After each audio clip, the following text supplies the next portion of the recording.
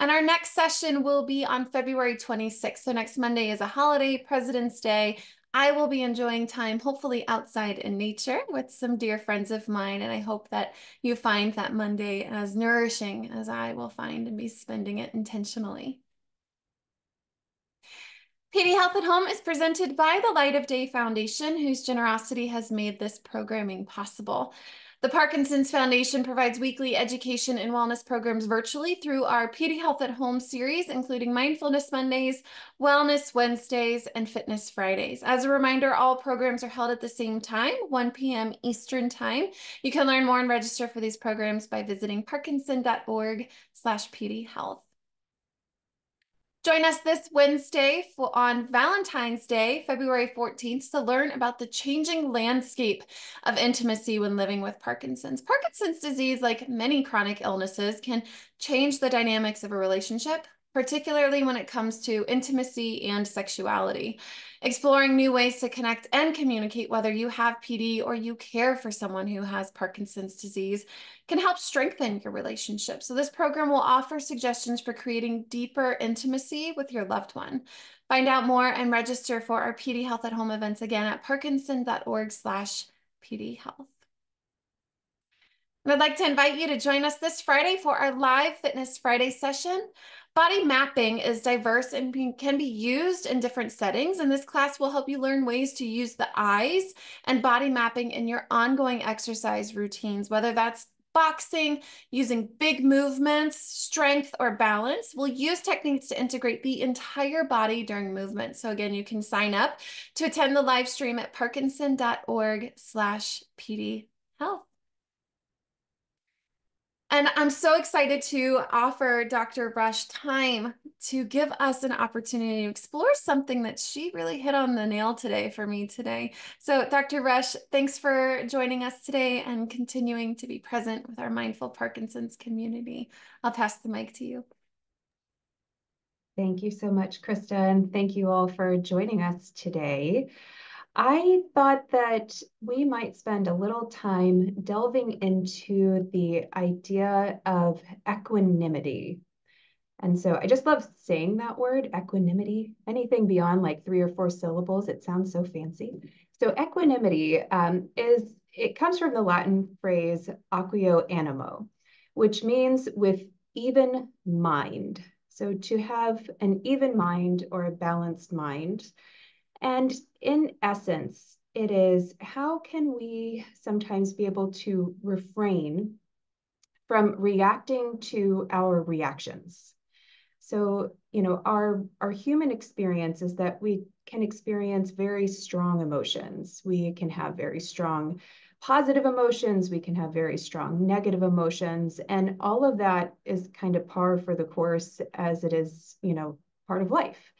And it's gotten a bit more focused lately. And it's been a long-standing integral part of mindfulness practices, because being able to observe what's going on around you, being able to observe your own emotional experience without getting sucked in by it, is a big part of being able to expand your own mindfulness. And also, it's been shown to actually be a vital part of overall well-being, because we all have things that happen to us that we can't always control or predict. And sometimes that can lead to stress, that can lead to anger, it can lead to frustration. And, how well we can kind of roll with the punches, so to speak, and just be able to observe things for what they are without getting over-enveloped by them can be an incredibly helpful and adaptive coping strategy. So I kind of started thinking about this topic of equanimity based on some experiences I had this weekend. So my older daughter is part of a volleyball club. And so during the winter, they have all these tournaments and they travel all over the place. And this weekend was a large tournament. And she's very into the game. She loves volleyball. She's also incredibly earnest and passionate and perfectionistic when it comes to how well she plays. And they were up against some pretty tough teams. They're a young team. haven't been playing together very long. And they were up against some teams that were a bit more advanced and had obviously been playing together for a while. And sometimes I noticed that she was kind of becoming her own worst enemy, especially when she had a bad play or they were behind a certain number of points. And she would kind of get stuck in her own head. And that's even how she called it, is that I was just so in my own head that it kind of perpetuated her feeling flustered, feeling frustrated. And then it just made it more difficult for her to be present in the game, which then ended up kind of trickling into more mistakes and more frustration. So it could become this cycle. So I talked to her a bit about, what it would be like to just acknowledge what happened, acknowledge the frustration associated with what happened, a bad play, out of bounds, didn't catch the ball in time, and then move on. Because if you don't move on, you end up way too stuck in your own head. And then it affects how well you can be present for the rest of the match. And so, as I was thinking about that, I was thinking about how I end up having that conversation often with many of the patients who I see with Parkinson's. And even they notice and will remark on the fact that their equanimity can run low. And they may not necessarily use the word equanimity, but maybe we'll all use it a little bit more after today. But one way that I describe it to people is that we all carry around this figurative backpack of stress and demands and responsibility. And when you're dealing with a chronic health condition like Parkinson's, we end up adding extra bricks to that backpack, which means that even though we may be walking a similar path to others, that weight makes the journey a bit more difficult. So if the incline of a hill gets steeper, someone else may be able to scale it pretty easily, but if you're dealing with Parkinson's, it's a harder incline to scale. So even simple things become so much more challenging. And so people notice that they have less patience. They have these knee-jerk reactions that then can spiral into full-blown fluster flares. They notice that they have higher emotional reactivity to situations or events that normally wouldn't have flustered them in the past. And we kind of connect that to how dealing with the ongoing weight of managing Parkinson's day to day can often add to some of that reactivity. And so we end up reflecting on this concept of cultivating equanimity in order to better understand ourselves, in order to better understand the world around us in a more non-judgmental, non-reactive kind of way. Because by doing that, we can see situations more clearly without the fog of reactivity and judgment. And another way I've heard it described is that by practicing equanimity, we can add a circuit breaker to those strong kicks of emotion that we might experience. Because if we don't have a circuit breaker, those things are going to end up short circuiting. And so strong emotions can end up short circuiting our ability to navigate a tough situation, to end up how we can end up, resolving conflict management. And so, it ends up being a muscle that we have to train with a little bit more concerted effort. And so, and what's really cool, and I always like to link some of this stuff back to what we know from some of our neuroimaging research, is that what we see with mindfulness, and especially with those who are well practiced, including like Tibetan monks, that when you look at the brain and what lights up in that stressful situations, the limbic system, our emotional center of the brain, tends to light up very, very, very brightly. It's like a Christmas tree. And interestingly, what we see with the Tibetan monks is not necessarily a decrease in activity of that limbic system as a result of practicing mindfulness. It's just that there's actually less reactivity from the prefrontal cortex. So this rational, clear thinking part of our brain that may say, oh no, don't think that way, don't feel that way, stop that negative emotion. It's not actually causing that to happen. It's just allowing the situation and the emotions to be there and observe them without trying to get rid of them. Because the more we try to get rid of them, actually often the more that situation tends to inflame. So we can, over time, be able to exercise that muscle so that when things happen that rile our emotions, we don't end up then getting off track. And it doesn't necessarily mean that we become detached or robotic. It's really staying engaged without necessarily being troubled or getting sucked in by those things that are going on around you. You can observe it without it undermining you. And it can actually help us to create some space for compassion, for joy, as well as for connection, even in moments that are sometimes emotionally laden or difficult. So I thought that we could do a meditation that focuses on cultivating equanimity. And this is actually based on a mindfulness meditation by Diana Wilson. So I want to give credit where credit is due. And I've changed a few things here and there to make it a little bit more applicable to us for our purposes. But I thought we could explore this a little bit and see how it feels, and then we could talk about it for a few minutes, few minutes afterwards. So go ahead and, status quo for those of you who've been here before. Find a comfortable position in your chair, on your couch, wherever you may find yourself today, in a way where your body feels supported,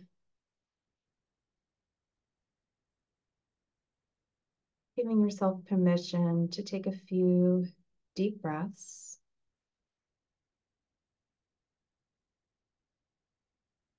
Connecting to your breath, to your body, and to your mind right here, right now.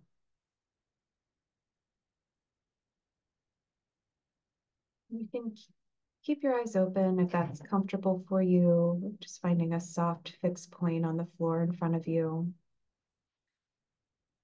Or you can also close your eyes.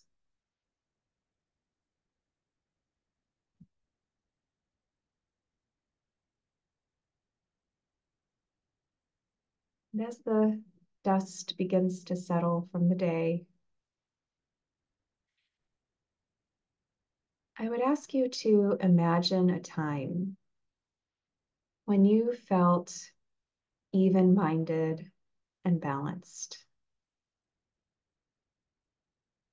And it might be a time when you could have lost your temper, you could have raised your voice, you could have reacted harshly to someone, but instead you took a pause,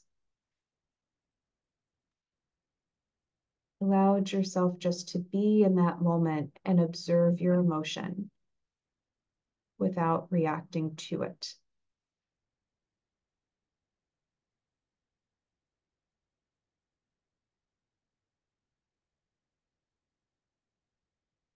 And if you can envision that time that you felt even-minded, I want you to enrich that circumstance. Notice if you can see, sense, or feel what it was like. Where were you at the time?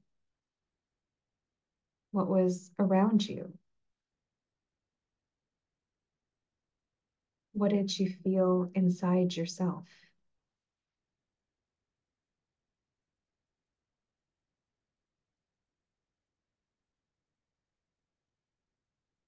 And if you're having a difficult time conjuring a specific circumstance, you can always imagine a mountain, which is this strong, solid, powerful entity. See if you can recall a time that you felt strong like a mountain, or imagine what it would feel like to feel that way.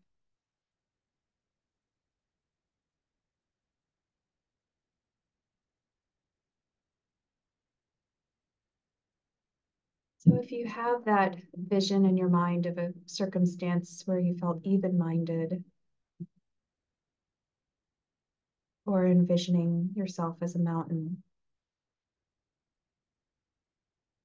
putting yourself in that situation and being able to say to yourself, I could be with this situation as it was. I can be with things as they were.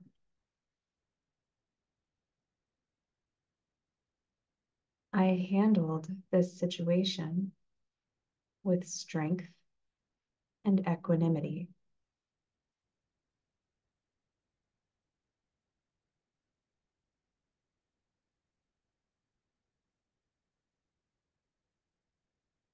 Consider taking a moment to notice what happens inside of you as you remember that time or imagine that mountain.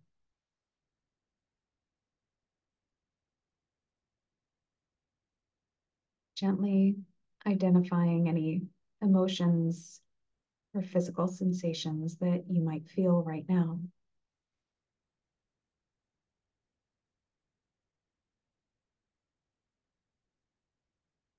Might be a sense of peace or ease or stability. Just noticing how that feels.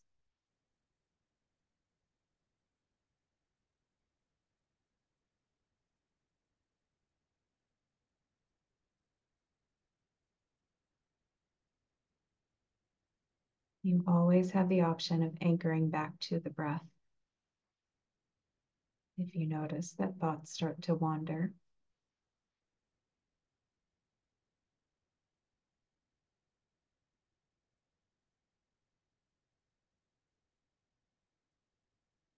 Now, I want you to imagine something that's made finding equanimity difficult. Maybe it's interactions with someone who's difficult to converse with. Maybe battling rush hour traffic. Maybe a time or a situation where your Parkinson's symptoms started to feel overwhelming.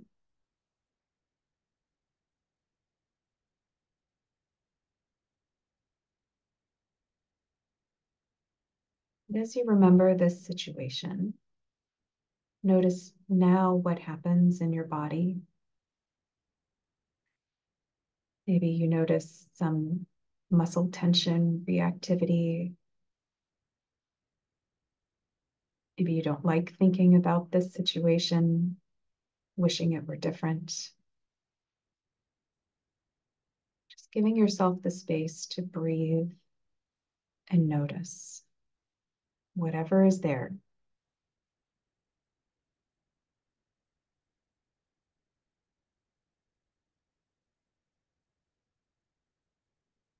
And as you make space for some potential discomfort that you're experiencing, let's practice a few phrases that might be helpful. Maybe even imagining sending these phrases to yourself in this uncomfortable situation.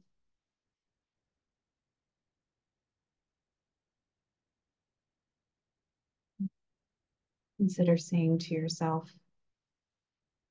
may I bear witness to things just as they are.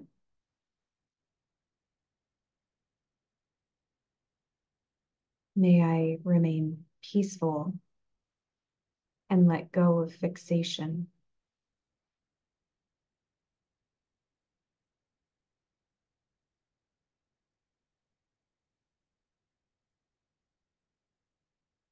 May I see my limits with compassion, just as I see the limits of others.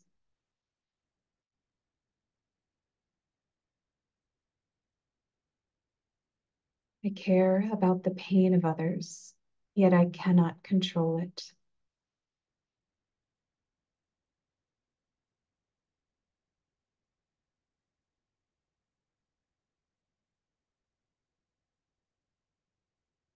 I can care for all beings, but my way is not the only way. All beings have their own journey, and I have mine.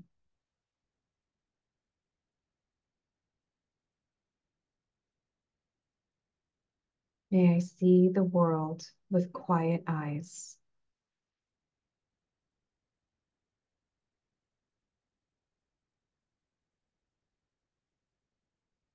As you say these phrases, see if you can remember how it felt in the earlier part of our practice, where you felt equanimity, and see if you can import these feelings here.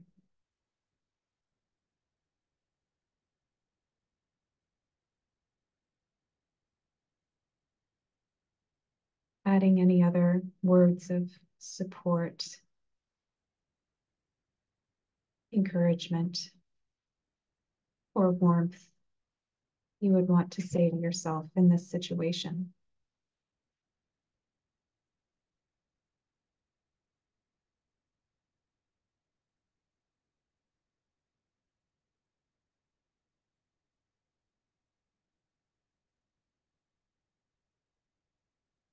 Being able to say, things are as they are. I can be with things as they are. I may not like these things, and that's okay. They may not be what I want, but I can be with them.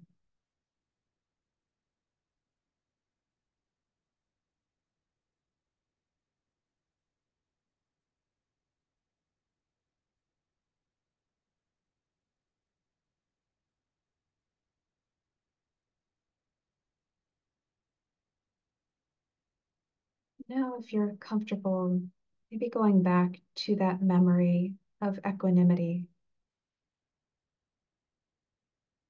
imagining the solidarity and strength and capacity that we all have within us to handle what life brings.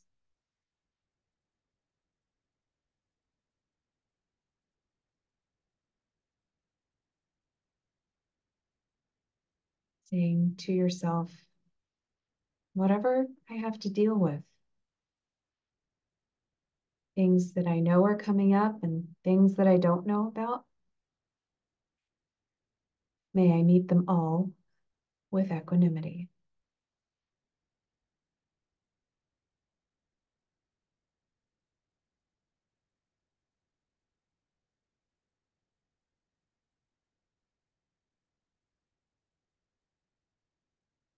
Taking a few deeper breaths here, allowing that oxygen to innervate every corner of your body, nourishing every tissue, every cell,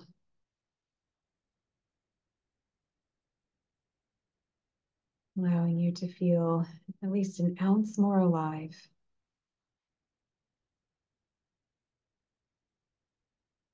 Start with little movements, your fingers, your toes, shifting shoulders, shifting weight in your pelvis, and coming back to a more active awareness of our virtual room here.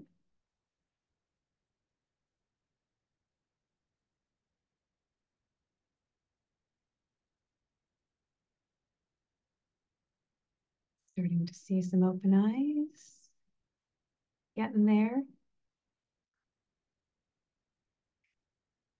No judgment if you dozed off a little bit. It's bound to happen from time to time.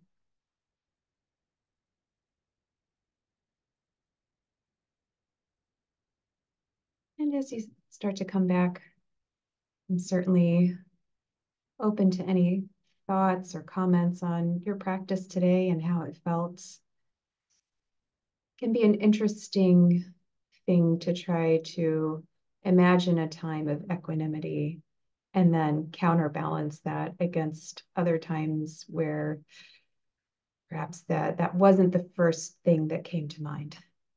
And to hold those two things at the same time can be a challenge. And sometimes take a little bit of mental gymnastics to juxtapose. But with practice, it's interesting how it can become easier to hold both things at once. And I'm a big fan of paradox, having two opposing things going on at the same time. So it happens all the time. It happens with emotion, it happens with situations. It's very rarely that something is all good or all bad, all easy or all difficult. You know, we end up having to hold a whole mix of things all at once. So in that way, I feel like this can be a helpful practice to work on balancing those things. So let's see. Oh, there we go.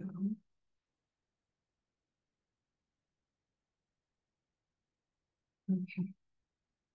So we got one person who said a bit of a wordy message today, so which I I feel like I get so pressured. I want to give you so much information in half an hour.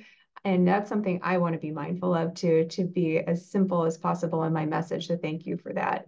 Graphics can help me remember the lesson. I've never used Mountain as a tool and practice that since I empty my mind, but being solid is a new challenge to try. So yeah, I like that word too, solid. You know, it's that sense of stability, that sense of no matter what happens, it comes and goes, and we can be solid in those situations. And let's see, Joan had said, it's difficult not to be reactive. It is. We are meant to be reactive as humans. You know, that's how we survived so many, many millennia of being chased around by lions and tigers and bears. So our brain has been, set to be able to be reactive. So to pull back from that can be a very difficult task. And fatigue and hunger can make things tougher. These phrases can help me to keep in check and very helpful. Krista had mentioned we have a mindfulness session on reacting versus responding. Yes, and I think we have several that definitely touch on that topic. David had asked to repeat the affirmations. I do have them written. I can see if I can. I have a list here. I didn't end up doing all of them. I kind of pick and choose depending on how I'm feeling at the moment. So, but I can put those in the chat for those who would like to see them and possibly copy them. Rebecca had said balance and holding multiple truths is key on my journey. Oh, I think that goes for all of us, for sure. I think that is a universal experience for most. And balance is hard. And nothing is ever in perfect balance, right? There's always going to be things that throw us off kilter, that throw things off course because we can't always control or predict what comes next. So you might have a certain number of balls that you're juggling. And you're like, I can do this. I feel good about this. And then an extra ball gets thrown in, or sometimes a watermelon gets thrown in, or sometimes a clown nose gets put in. You just never know because everything's of different size and weight. And balancing all that at the same time is incredibly challenging. And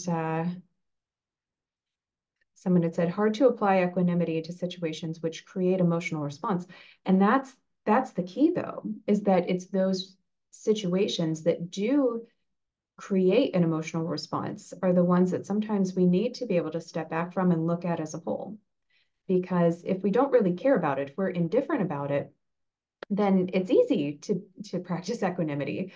But it's those situations that we really care about, that we're really invested in, that we may have strong emotional reactions to, that we often may lose sight of the forest for the trees. And it becomes an even more important way to make sure that we can navigate the situation appropriately.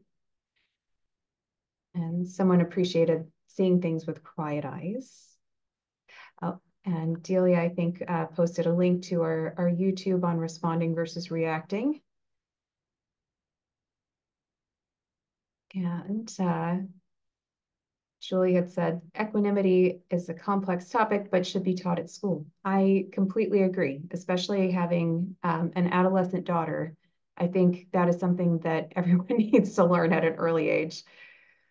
And try to feel our feet on the ground like a mountain. We can come to feel our body in physical reaction to emotion, witness our disease. Yes. And again, some of the things that we end up witnessing are things that normally would elicit such a knee-jerk reaction: pain, discomfort, fear. Those elicit very instinctual survival response for many of us. And so being able to step back from that, because sometimes our first reaction isn't always our best one or the most helpful one.